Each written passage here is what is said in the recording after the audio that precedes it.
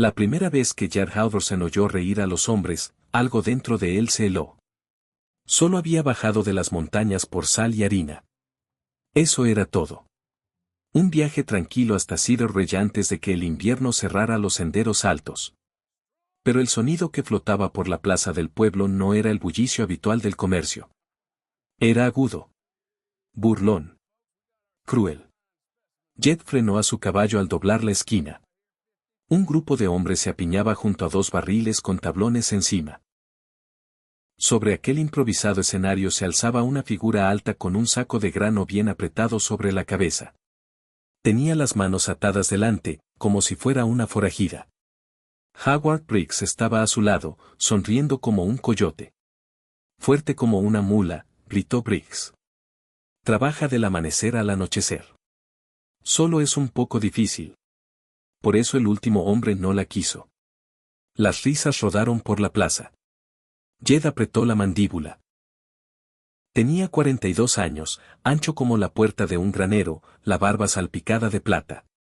Llevaba 6 años viviendo solo en las montañas desde que su esposa Sarah murió de fiebre. Había visto inviernos crueles, lobos hambrientos y a los hombres en su peor momento. Pero esto era más feo que todo aquello. No es gran cosa para mirar, continuó Briggs. Por eso el saco se queda puesto. Pero no la compran por su cara. Un hombre gritó. $5. Otro. 2. Más risas. La mujer no lloraba. No suplicaba. Se mantenía erguida bajo el saco, con los hombros cuadrados, como si se negara a doblegarse incluso ahora. Ese pequeño gesto de orgullo removió algo muy hondo en Jed. $10, se oyó decir a sí mismo. Las risas se apagaron. Los hombres se volvieron a mirarlo. Jed casi nunca hablaba en el pueblo. Llegaba, cambiaba pieles y se iba. Ahora se metía en un lío. Los ojos de Briggs se encendieron de codicia. $10. Vendida al señor Alberson. Jed desmontó despacio y con firmeza. Subió al entarimado y entregó el dinero que había traído para las provisiones del invierno. Casi todo. No volvió a mirar a Briggs. En cambio, miró a la mujer con el saco en la cabeza. ¿Puedes montar?, preguntó en voz baja. Ella asintió ligeramente. Él le desató las muñecas. La cuerda le había despellejado la piel. Ella retiró las manos, se las frotó una vez y levantó la barbilla bajo el saco. Salieron de Cedar Ridge sin decir una palabra más. El pueblo se empequeñeció a sus espaldas. Las montañas se alzaron delante como viejos guardianes silenciosos. Después de un buen rato, la voz de ella llegó amortiguada a través de la tela. ¿Por qué? Jed mantuvo la mirada en el estrecho sendero. No me parecía bien. No sabes lo que has comprado. No te compré, dijo él. Solo pagué para sacarte de allí. El silencio los acompañó montaña arriba. Cuando llegaron a la cabaña, el sol ya se había escondido tras los picos. El cielo ardía en naranja y púrpura. Jed la ayudó a bajar del caballo. Ella se quedó frente a la pequeña cabaña de troncos, girando lentamente la cabeza como si pudiera sentir su forma a través del saco. Dentro, él encendió un farol. La cabaña era sencilla. Una cama, una mesa. Una chimenea de piedra. Estantes con frascos alineados con orden. El hogar de un hombre que se mantenía ocupado para no pensar demasiado. Puedes sentarte, dijo. Ella se sentó a la mesa sin decir nada. Jed vertió agua en un vaso de hojalata y lo puso cerca de sus manos. Ella lo tocó, dudó. El saco, dijo en voz baja. Él se colocó detrás de ella y sus dedos trabajaron en la áspera cuerda que rodeaba su cuello. Por un instante se preguntó qué clase de rostro hacía que los hombres sintieran la necesidad de ocultarlo. La cuerda se aflojó. Levantó el saco. Jed se quedó helado. Su rostro no era feo, ni mucho menos. Sus rasgos eran fuertes, tallados como los acantilados de la montaña.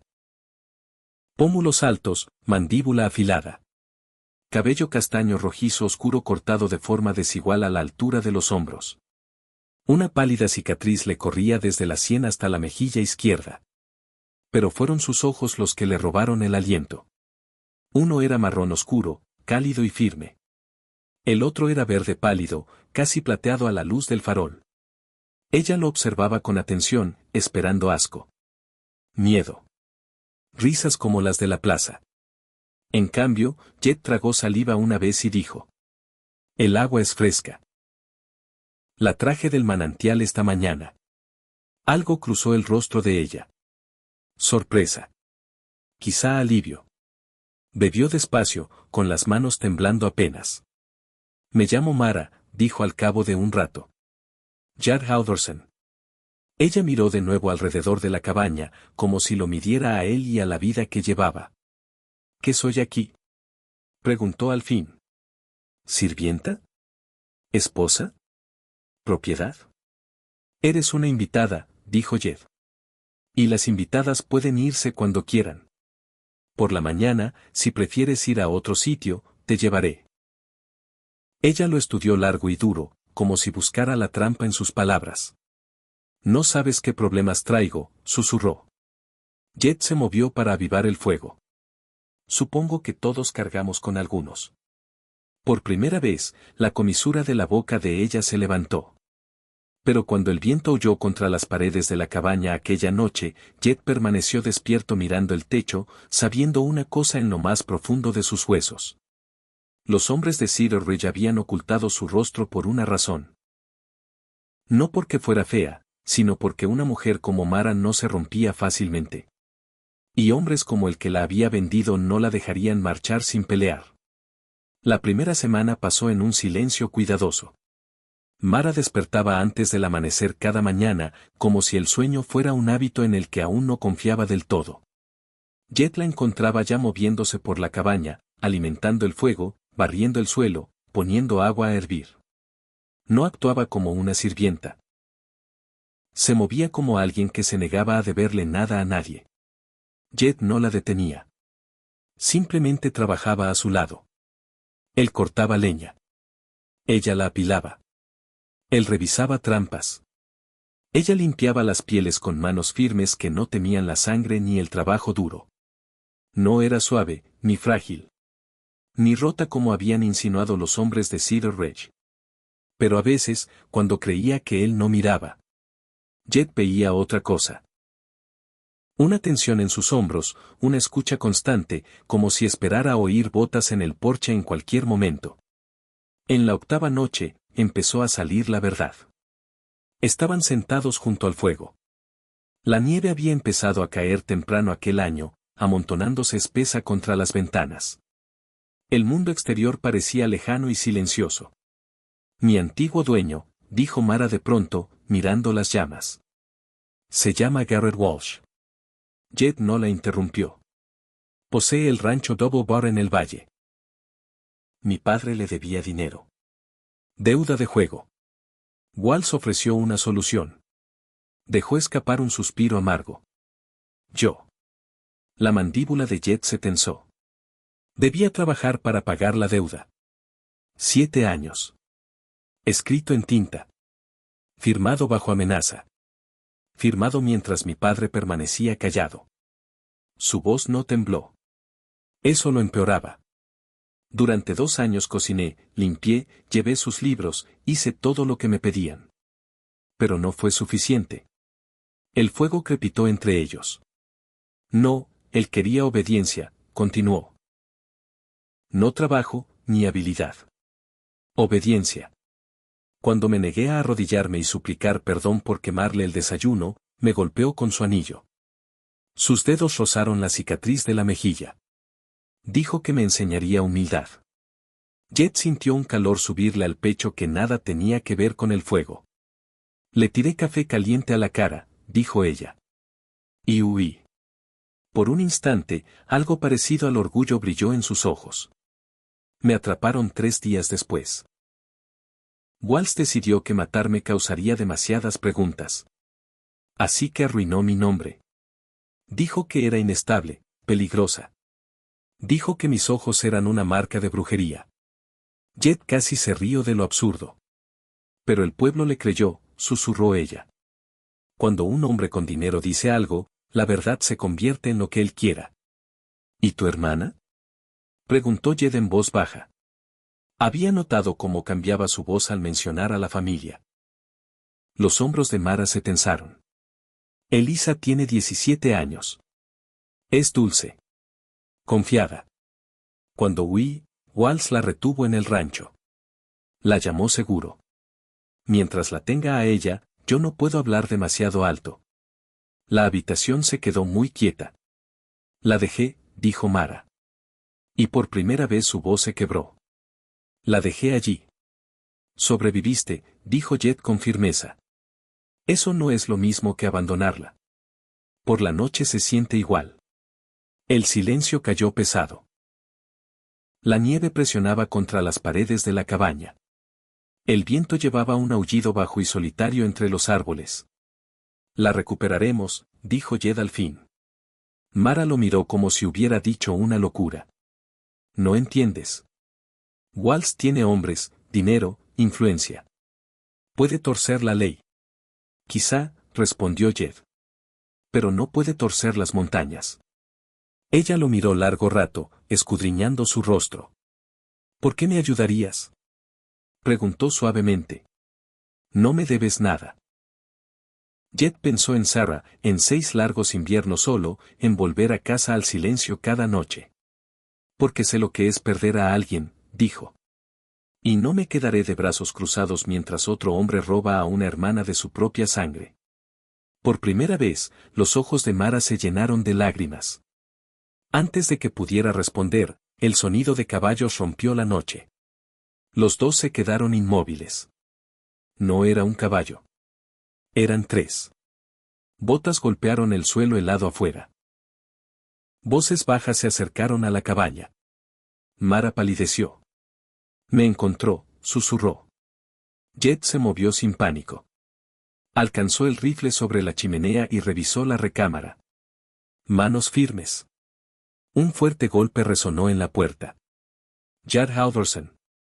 Gritó una voz. Abre en nombre de la ley. Mara contuvo el aliento. Jed dio un paso adelante y abrió la puerta lentamente. 3 hombres estaban en la nieve. Uno llevaba una placa de Marshal federal. Los otros 2 tenían las manos cerca de sus pistolas. Soy el Marshal Rob Brannan, dijo el hombre mayor. Sus ojos eran agudos, pero no crueles. Estamos aquí por una mujer llamada Mara. Garrett Walsh afirma que está bajo contrato legal y que huyó con propiedad robada. Mara dio un paso hacia la luz del farol. Estoy aquí por mi propia voluntad, dijo con claridad. El Marshal estudió su rostro, la cicatriz, los ojos desiguales, la fuerza silenciosa con que se mantenía de pie. Señora, dijo Brennan con cuidado. El contrato parece legal, firmado y atestiguado. Si se niega a volver, podría tener que arrestarla. Jed sintió que algo duro se asentaba dentro de él. Muéstreme los papeles, dijo. El Marshal se los entregó. Jed leyó despacio. Las palabras eran frías. Limpias. Oficiales. 7 años de servicio a cambio de una deuda. Penalizaciones por fuga. Era esclavitud vestida con lenguaje educado. Esto está mal, dijo Jed sin rodeos. Mal e ilegal no siempre son lo mismo. Respondió Brennan en voz baja. Mara se acercó más. Entonces déjeme hablar, dijo. Déjeme contarle lo que realmente ocurrió en ese rancho. El Marshal dudó. Afuera, el viento arreciaba, arrastrando nieve por el porche. 5 minutos, dijo Brennan al fin. Usted habla, yo escucho. Entraron. Mara se colocó en el centro de la cabaña, hombros rectos, y empezó a contar su historia. Sobre las palizas, sobre las puertas cerradas con llave. Sobre las otras mujeres atadas por contratos que nunca entendieron. Y sobre Elisa. Cuando terminó, la cabaña quedó en silencio, salvo por el fuego. El Marshal Brannan parecía más viejo que minutos antes. Jed, estas son acusaciones graves, dijo lentamente. Si se demuestran, podrían acabar con Walsh. Son ciertas, respondió Mara. Antes de que el marsal pudiera contestar, otro sonido atravesó la noche. Más caballos. Muchos más. Jet se acercó a la ventana. Linternas parpadeaban entre los árboles. Jinetes se desplegaban alrededor de la cabaña. Una voz conocida gritó en la oscuridad. Alberson. Sácala o quemamos el lugar. La sangre abandonó el rostro de Mara. Garrett Walls había venido en persona. Y esta vez traía suficientes hombres para terminar lo que empezó. La luz del fuego parpadeaba contra las paredes de la cabaña cuando la primera antorcha golpeó el techo. La nieve siseó donde tocó la llama, pero siguieron más antorchas. Fuera, la voz de Garrett Walsh cortó el viento.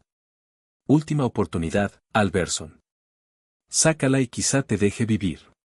Jet no respondió. Le entregó a Mara su revólver de repuesto. Sus ojos se encontraron un breve segundo. Sin miedo. Solo comprensión. Quédate detrás de la mesa, dijo. Dispara solo si es necesario. Ella asintió una vez. La ventana delantera estalló hacia adentro cuando una bala rompió el cristal. La madera se astilló cerca del hombro de Jed. Él se agachó y devolvió el fuego. Un hombre gritó en la oscuridad. La cabaña tembló cuando alguien embistió la puerta. El Marshal Brannan desenfundó su arma. Han cruzado la línea, murmuró. Esto ya no es ley. La puerta se abrió de golpe. Dos hombres irrumpieron. Jet disparó primero. El primero cayó pesadamente sobre las tablas del suelo. El segundo apenas alcanzó a levantar su arma antes de que Mara apretara el gatillo. El revólver saltó en sus manos, pero su puntería fue firme. El hombre cayó. Por un breve segundo hubo silencio. Entonces Walsh rugió. Quemadlo todo. Más antorchas volaron. Las llamas prendieron en los bordes secos del techo donde la nieve se había derretido antes. El humo empezó a enroscarse entre las vigas. No podemos resistir eternamente, gritó Brennan. La mente de Jet trabajaba rápido. Estaban en inferioridad, rodeados. Pero las montañas le habían enseñado una cosa. Nunca luches en terreno que elige tu enemigo. Agarró la mano de Mara. Cuarto trasero. Ahora. Se movieron deprisa entre el humo. Brennan los cubría con disparos firmes desde la puerta. En la parte de atrás de la cabaña, bajo una alfombra tejida, Jet levantó una trampilla. Mara lo miró. ¿Construiste un túnel? Preguntó. Después de que muriera mi esposa, dijo él simplemente. Un hombre solo siempre debe tener otra salida. Los disparos retumbaron en la sala principal. Vamos.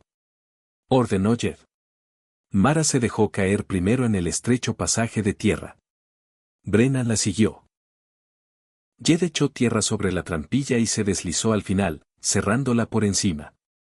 El túnel era estrecho y oscuro, apenas lo bastante ancho para arrastrarse. El humo se filtraba débilmente por las grietas del suelo. Detrás de ellos, el techo de la cabaña empezó a crujir y derrumbarse.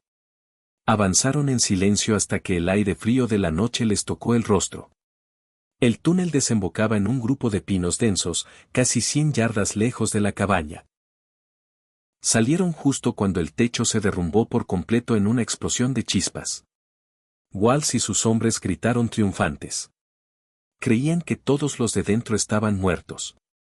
Jet se puso de pie despacio, con la nieve crujiendo bajo sus botas. Su cabaña ardía a su espalda. Su hogar. Todo lo que había reconstruido después de Sarah. Mara se colocó a su lado. Te quitaron tu casa, susurró. Los ojos de Jet ya no eran suaves. No, dijo en voz baja. Solo quemaron madera. Walsh se volvió, intuyendo movimiento. Durante una fracción de segundo, la sorpresa le congeló el rostro. Tú. Antes de que pudiera terminar, un disparo resonó desde los árboles detrás de sus hombres. Y otro. Figuras surgieron del bosque. Tom Buchanan y la mitad de los tramperos de la montaña, rifles en alto. Elegiste la cresta equivocada esta noche, Walls. Gritó Tom. Los pistoleros a sueldo de Walls vacilaron. Ahora estaban atrapados entre dos fuegos. Jed no se apresuró. Avanzó despacio, rifle apuntando firme al pecho de Walls. Esto termina esta noche, dijo Jed. Walls sonrió con desprecio, pero había miedo en sus ojos ahora. ¿Crees que matarme arregla algo? Escupió. No eres más que un trampero viudo jugando a ser héroe. Jed no disparó. Bajó ligeramente el rifle. Marsal. Llamó. Brennan salió de entre los árboles, con la placa brillando a la luz del fuego. He oído suficiente esta noche, dijo el marsal en voz alta. Agresión, incendio intencionado, intento de asesinato. Tengo testigos. El rostro de Walls se retorció. No puedes arrestarme. Puedo, respondió Brennan. Y lo haré. Walls buscó su arma. Fue demasiado lento. El rifle de Jed disparó una vez. La bala alcanzó el hombro de Walls, haciéndolo girar y caer en la nieve. Su pistola se le escapó de la mano. Los hombres de la montaña rodearon a los atacantes restantes. La mayoría soltaron sus armas rápidamente. En pocos minutos, todo acabó. Walls yacía sangrando, pero vivo. Brennan lo esposó personalmente. Mientras el fuego se reducía a brasas, Mara permanecía mirando las ruinas de la cabaña. Las lágrimas rodaban por su rostro, pero su voz era firme. Habría vuelto, dijo. Otra vez. Jed se colocó a su lado. Ya no. Tom le dio una palmada en el hombro a Jed. Tienes tierra. Bueno, te ayudaremos a reconstruir. Brennan se acercó. Habrá un juicio, dijo. Pero entre lo de esta noche y lo que he oído de otros peones del rancho, la influencia de Walls se acabó. Mara cerró los ojos un instante. ¿Y mi hermana? Preguntó. El marsal asintió. Pasé por el Double Bar antes de subir aquí. Elisa está bajo custodia protectora en el pueblo. Está a salvo. Mara se quebró entonces. No de miedo, sino de alivio. Jed la sostuvo antes de que le fallaran las rodillas. La abrazó fuerte mientras ella lloraba contra su pecho. La luz del fuego se reflejó en sus ojos desiguales cuando por fin se apartó. Perdiste tu casa por mi culpa, susurró ella. Jed apartó un mechón de cabello de su mejilla marcada. No, dijo suavemente. Encontré mi vida gracias a ti. La nieve empezó a caer de nuevo, suave y silenciosa, cubriendo los restos ennegrecidos de la cabaña. Sin embargo, las montañas permanecían calladas a su alrededor, un nuevo comienzo tallado entre las cenizas. Mara tomó la mano de Jed. Construyamos algo más fuerte, dijo. Él apretó sus dedos. Juntos. A sus espaldas, se llevaban a Walls encadenado. Delante, las montañas esperaban. Y esta vez, ninguno de los dos las enfrentaría solo.